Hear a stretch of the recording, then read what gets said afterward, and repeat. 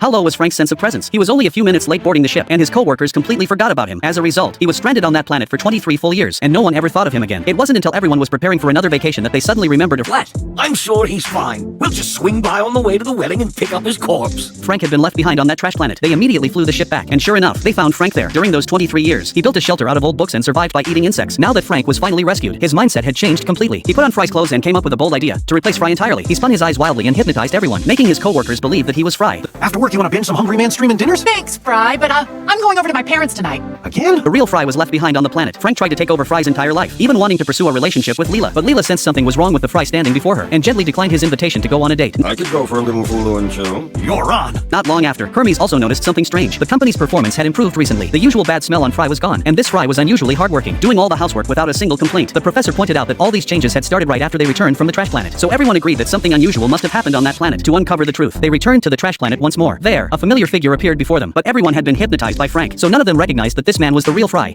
He is Fry. No, I is Fry. To prove his identity, Fry took out a photo he always carried with him, finally restoring their memories. Seeing his hypnosis broken, Frank revealed his true motive. During his 23 years of isolation, he had been studying a book on ocular hypnosis, reading it thousands of times. Coupled with his naturally low sense of presence, Frank had successfully replaced Fry. But Fry was still confused. Why go through so much trouble to replace him? Frank explained that Fry had the life he had always longed for but never cherished. His days at Planet Express had been the happiest time of his entire life. With that, Frank pulled out a gun and declared that since his plan had failed, he would make everyone know what it felt like to be abandoned. Frank started up the ship, intending to leave alone, but he had no idea how to fly it, and crashed straight into a pile of books. As Frank laid down suppressing fire, Professor Farnsworth signaled for every Anito sneak into the ship through the exhaust port. Bender found a bottle of chili powder and planned to make a chili bomb, only to forget what he was doing a second later.